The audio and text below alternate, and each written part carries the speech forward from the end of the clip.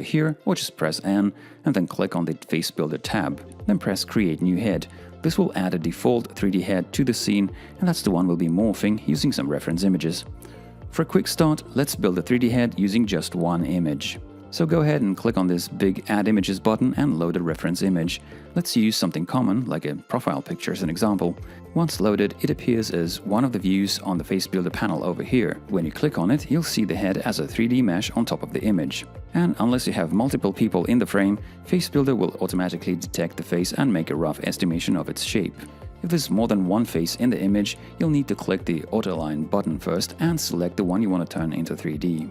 We can now zoom in and use these red points on the mesh to move and stretch it in order to align it with the face more accurately. We call them pins, and you can delete them with a right click and create new by left clicking anywhere on the mesh. These are just reference points, and by dragging them to their corresponding positions on the image, we're actually sculpting our 3D head. If there's a smile on the face or an open mouth, raised eyebrows or closed eyes, in other words, the facial expression isn't neutral, check Allow Facial Expressions over here in the Views tab to make these blue parts of the mesh more flexible, so that when you pull them, they don't affect the rest of the head that much. Now that it's on, we can align these lips quite easily. We can adjust mesh color if it's too bright or fades with the image. Just go to the Appearance tab and try some other color scheme or change the opacity. So after a couple of more mesh adjustments, we can go straight to the Texture tab and click on Create Texture. Face Builder is now going to grab the texture from the image and bake it onto our 3D head. If we go to Camera View now, we'll see our textured model on top of the image. There's still a bit of a mismatch, and that's because the resulting 3D head has a neutral expression. We can go over here to the Model tab and change it to an expression from a certain view. This is how we can apply expressions from different views to our 3D model. Let's press Z and switch shading to solid. This is our single image to 3D result, a head that we've sculpted using just one photo. Let's now create a 3D head from multiple views and see how far we can go with its likeness and shape accuracy. So without quitting this project, let's click on Create New Head and then Add Images and load more pictures of the same person. To make a very accurate digital copy of a head, we recommend using a set of photos showing it from different views. The most important ones are full face, both 3/4 views, left and right profile, and also half face backside, left and right. We'll also use the low and high angle views, and additionally a back view to have texture source for that part of the model. Once they're loaded, let's go to the front view. What we're going to do is align mesh to face in each view. The order we suggest sticking to is doing the front first, then 3/4, then side views, and then all others. And we're going to do it roughly in this round. Let's press the Auto Align button and let Face Builder detect the face and put the mesh automatically on it. Now we're going to slightly adjust the facial features that are off. Press Tab to turn the mesh on and off to see if the part of the mesh you're adjusting matches with the corresponding part of the face. It's also important to delete irrelevant pins. Just right-click on them, and of course you can create new pins if you need to stretch or squeeze some part of the mesh. But don't try to match everything perfectly in this single view. Keep only those pins whose position you're sure of, like on the eyes, ears, nose wings, and mouth corners. Let's go to the next view and basically do the same thing. Auto-align mesh first, make some rough adjustments, and delete the pins whose position is not immediately apparent. Keep only the ones you're sure of. Again, don't try to make everything perfect right now. The less pins you set at this stage, the better. Don't be afraid to delete them. You can always go back with the undo.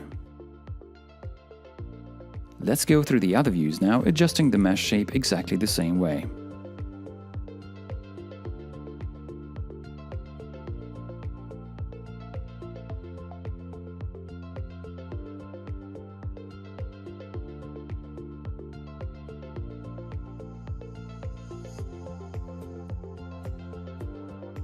When it comes to views like this, Face Builder AI may say that it can't auto-align the mesh because there's not enough facial features to detect. In that case, you'll need to put it on manually.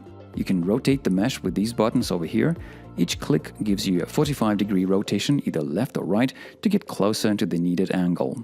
You can now set pins on the most prominent parts of the mesh and one by one match them with the image. The first 3 pins set the mesh orientation in 3D, and as you set the 4th pin, you already start morphing your 3D head.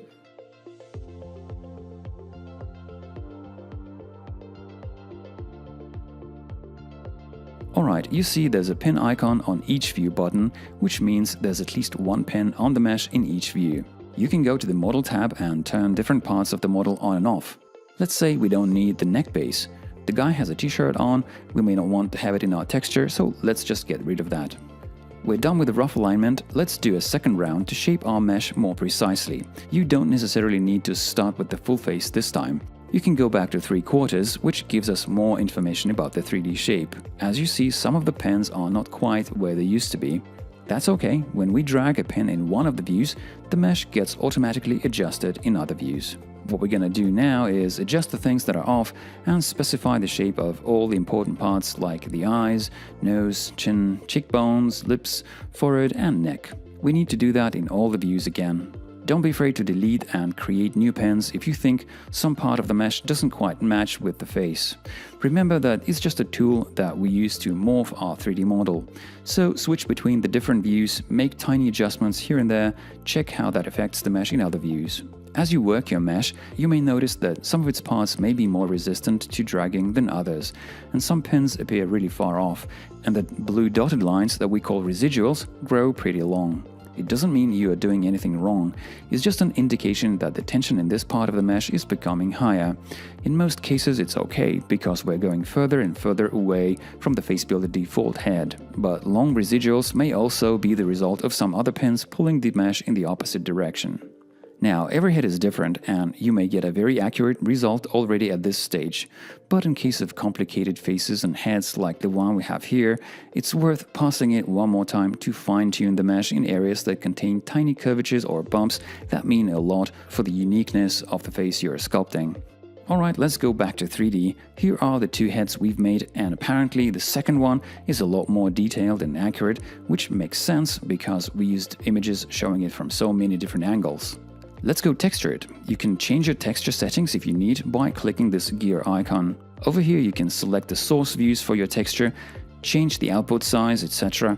For now we'll just press create texture, wait for a second, and here we are. A nicely textured 3D head with a very accurate geometry. You can export, animate it, 3D print or make it into a 3D character or avatar. So that's how you can create custom 3D heads from photos using Face Builder for Blender. Most of the alignment job is done automatically with the built-in AI tool. Manual adjustment doesn't require any special 3D modeling skills. The workflow is intuitive and fun. One-click texturing lets you easily create photorealistic 3D portraits. Download